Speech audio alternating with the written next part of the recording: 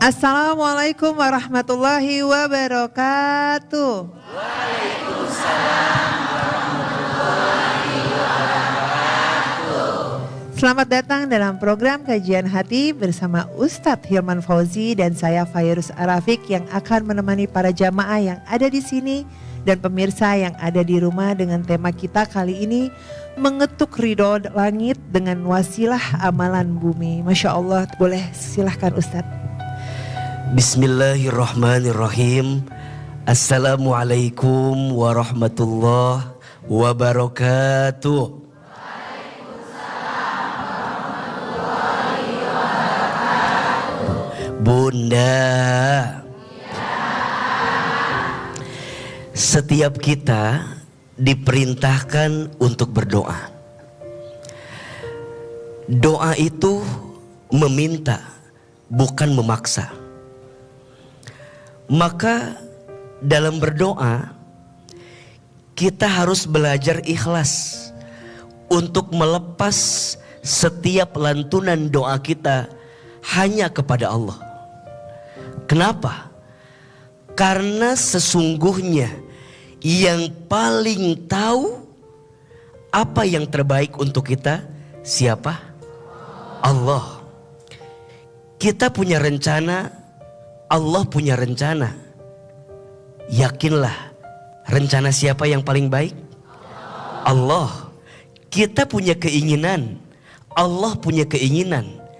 Keinginan siapa yang paling baik? Allah. Maka ketika berdoa, hadirkan Allah di hati kita. Doa kepada Allah, doa karena Allah, dan doa pun terserah Allah apa yang terbaik untuk kita. Tapi sebagai manusia tentu kita berharap doa yang kita minta Allah kabulkan. Betul? Dan kita semua harus yakin setiap doa pasti dikabulkan. Sebagaimana Allah Subhanahu wa taala berfirman, Ud'uni astajib lakum. Berdoalah kalian kepadaku, niscaya aku akan kabulkan untuk kamu sekalian. Nabi SAW menyampaikan, tidaklah seorang hamba berdoa kecuali Allah kabulkan doanya, atau Allah hindarkan seorang hamba itu dari sesuatu yang tidak baik untuknya. Jadi ternyata Allah itu mengabulkan doa kita dengan 3 cara. Dengan 3 jawaban. 1, yes, Allah berikan sesuai dengan apa yang kita minta. 2, no, tidak. Allah gantikan dengan sesuatu yang lebih baik untuk kita. Atau yang ketiga, wait, tunggu. Aku akan berikan di waktu yang tepat, mungkin bukan di waktu yang cepat. Apa amalan yang bisa membuat doa kita lebih cepat dikabulkan? Ternyata saat kita punya amalan yang baik, amalan baik itu bisa jadi wasilah doa kita lebih cepat dikabulkan. Satu ketika ada kisah 3 orang pemuda, yang 3 pemuda ini sedang terperangkap di sebuah gua yang hitam, gelap, sepi, sendiri. Mereka bingung bagaimana caranya membuka gua hitam ini. Maka ternyata masing-masing pemuda ini kemudian menyampaikan kepada Allah wasilah amal yang pernah mereka lakukan. Pemuda yang pertama bilang sama Allah, ya Allah, aku punya amal. Amalku adalah mencintai orang tuaku. Aku sayang sama orang tuaku. Aku menyiapkan makanan untuk orang tuaku. Bahkan aku rela berkorban apapun untuk orang tuaku. Ya Rob, jika amalanku ini adalah amalan yang baik, maka aku minta bukakan gua ini agar aku bisa mendapatkan kebaikan. Masya Allah, Ternyata Allah mendengar doa ini dan Allah melihat amal tersebut. Tiba-tiba guanya terbuka. Pemuda yang kedua menyampaikan kepada Allah, "Ya Allah, aku sempat punya kesempatan untuk berzina. Aku sempat punya kesempatan untuk berbuat sesuatu yang buruk dengan keponakanku. Tapi aku tolak ya Allah. Aku hindarkan ya Allah. Aku pergi ya Allah. Ya Allah, jika amalku ini adalah amal yang baik, aku mohon ya Allah, jadikan amalku itu jadi wasilah buka pintu gua ini." Singkat cerita, pintu gua itu terbuka. Dan ada yang ketiga, "Ya Allah, aku pernah berkorban untuk seseorang. Aku berusaha, aku berdagang.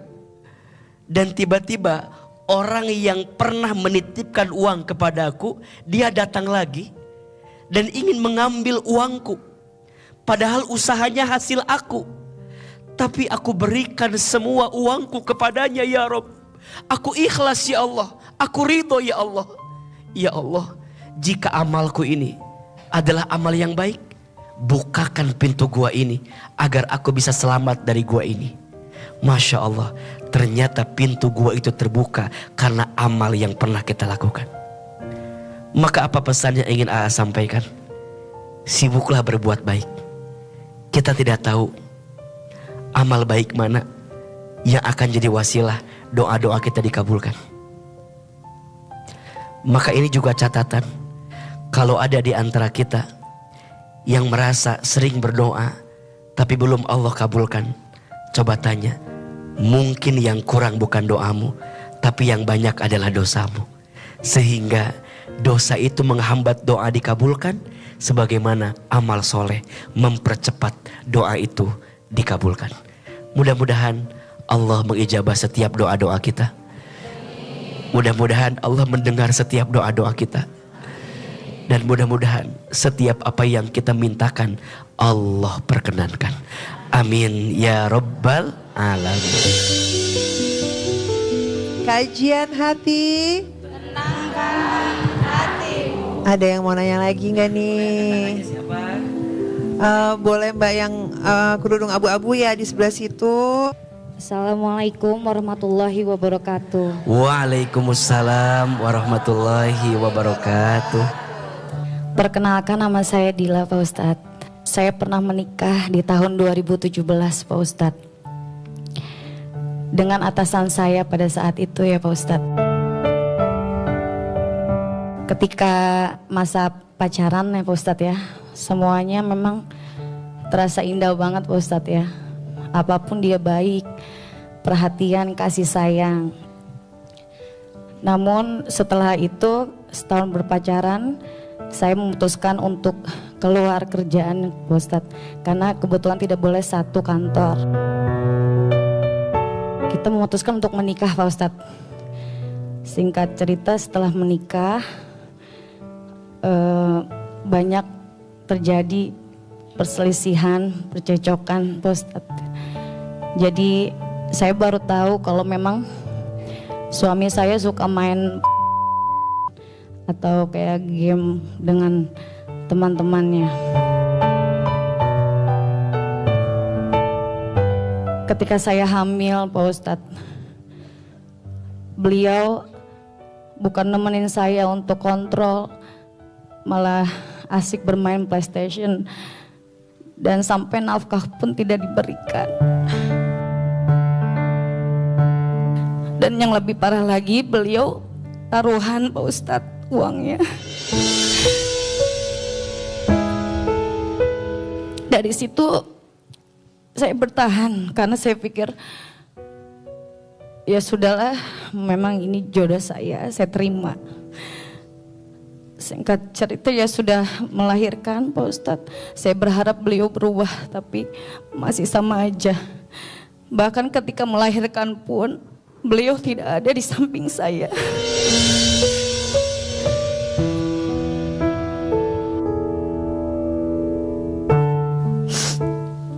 Yang menemani saya itu hanya orang tua saya. ayah saya yang mengazani Pak Ustadz.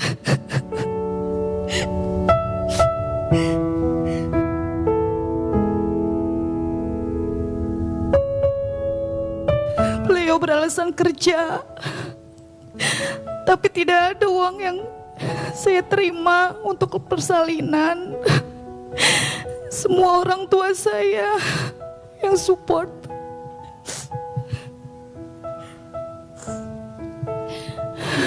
Pada saat itu kebetulan kerja saya sebagai sekretaris Pak Ustadz. Beliau pun kadang cemburu kalau saya sedang kerja lembur. Ya kalau saya nggak kerja pun kan saya nggak bisa menafkahi anak saya Pak Ustadz dengan kondisi seperti itu. Saya bertahan. Alhamdulillah ada rezeki sedikit-sedikit Pak Ustadz. Saya bisa umroh di depan Ka'bah. Saya berdoa Pak Ustadz. Saya bukan berdoa ingin minta rumah tangga saya baik. Tapi jujur Pak Ustadz, saya berdoa ingin dipisahkan dengan suami saya dengan cara yang baik. Karena saya sudah tidak kuat Pak Ustadz untuk menahan semuanya.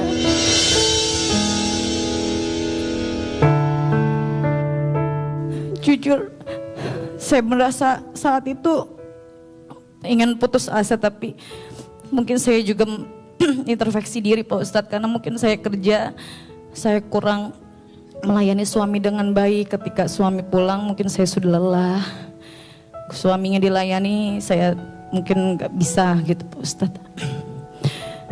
Ya qadarullah Pak Ustadz, setelah 2 bulan pulang umroh ya Pak Ustadz, Allah mengabulkan atau mungkin Allah memberikan jawaban itu.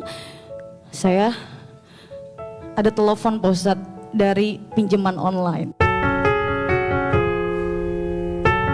Dan itu kali kedua. Yang pertama saya pernah lunasi, yang kedua akhirnya saya sudah tidak kuat Pak Ustadz. Saya bilang saya mau cerai saja. Pertanyaan saya Pak Ustadz, bagaimana cara menghilangkan rasa trauma saya dan anak saya Pak Ustadz? Mengingat kalau memang saya itu jadi kayak semacam takut juga ya Pak Ustadz ya untuk mengenal laki-laki lagi. Yang kedua, bagaimana cara saya menjelaskan kepada nanti, mungkin saya nanti bakal punya calon suami mengenai pekerjaan saya saat ini kan menjadi sales lagi Pak Ustadz, supaya tidak cemburu atau tidak berburuk sangka gitu Pak Ustadz. Terima kasih. Wassalamualaikum warahmatullahi wabarakatuh. Waalaikumsalam warahmatullahi wabarakatuh. Baik, izin jika mantan suami menyaksikan Mbak cerita di sini, apa yang ingin Mbak sampaikan sama mantan suami? Pertama saya hanya ingin minta maaf kalau memang selama saya menjadi seorang istri tidak bisa menjadi istri yang solehah gitu Pak Ustadz. Bunda, setiap orang pernah terluka. Setiap orang pernah mengalami fase tersakiti dalam hidupnya. Kalau ada yang bertanya, Aa, sebenarnya apa yang menjadi sebab utama luka itu hadir di hati kita? Jawabannya bukan karena semata-mata karena ada orang yang melukai kita. Tidak ada yang melukaimu kecuali kamu terluka karena harapanmu sendiri. Jadi kadang yang membuat luka itu hadir karena kita yang mengizinkannya untuk hadir di hati kita. Maka nanti cara pertama untuk bisa lepas dari trauma saat terluka adalah ridho menerima. Terima kalau kita pernah mendapatkan takdir itu. Sampai nanti kita belajar bahwa tidak ada satupun yang Allah tentukan untuk kita kecuali itu yang terbaik untuk kita. Maka lihatlah luka jangan dengan kacamata kita, tapi lihatlah luka dengan rahmat dari Allah Subhanahu wa taala.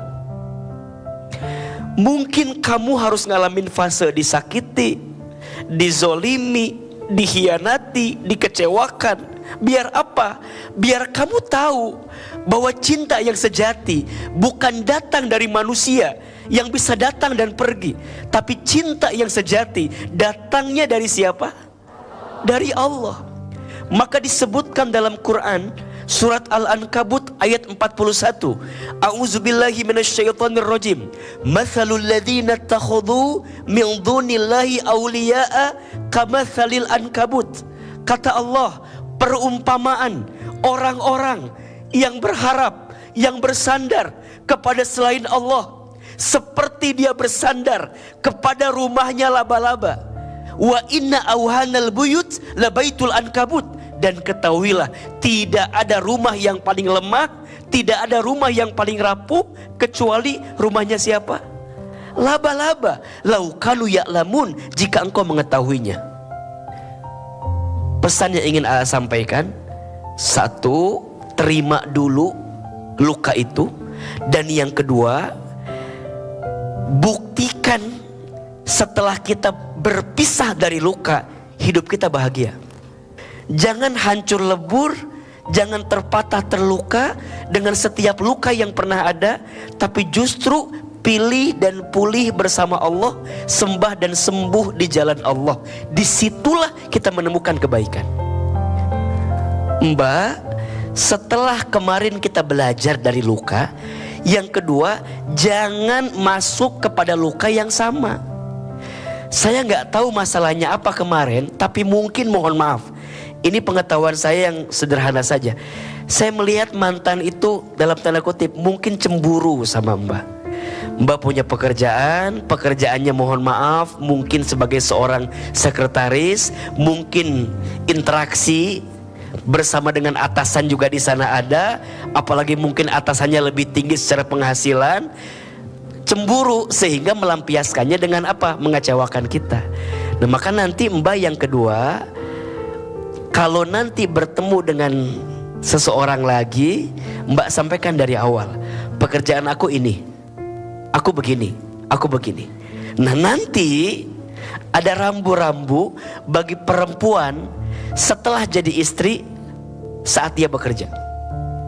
Satu, istri boleh bekerja dengan syarat, ini wajib nih, harus dapat ridho suami. Jelas tidak? Jadi mohon izin, mohon maaf kalau suami bilang aku nggak izinkan kamu kerja jangan. Tapi kan butuh. Maka nanti lihat, minta ridhonya, oke, kita bilang aku akan bekerja selama engkau ridho kepadaku.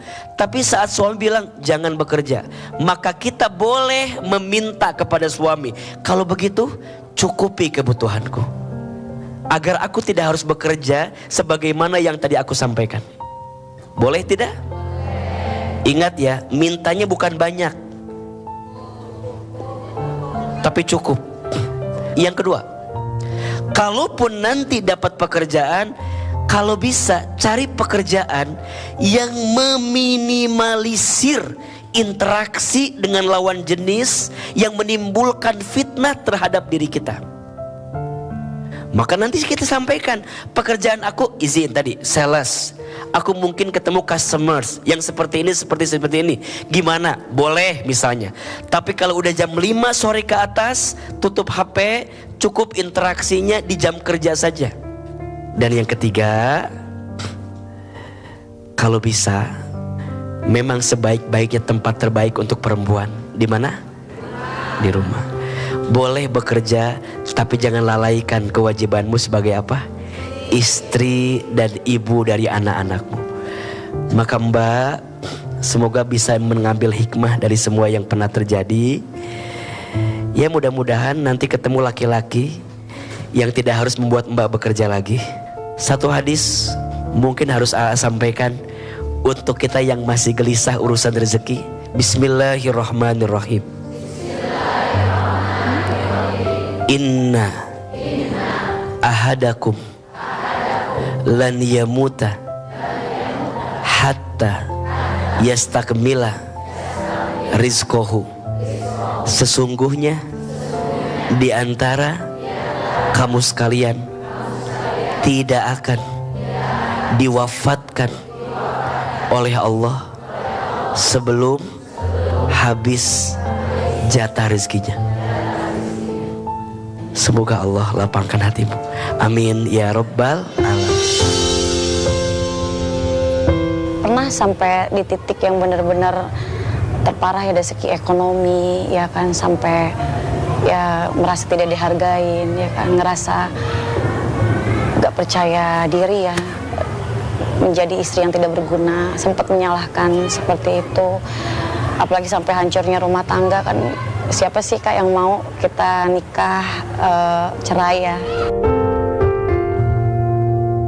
Alhamdulillah sih udah lumayan lega ya, apalagi Ustadz mengajarkan kita untuk ya berdoa itu ikhlas gitu kan. Sementara ini mungkin ada yang hati yang terganjal, tapi alhamdulillah ya Pak Ustadz ya memberikan saran yang baik gitu.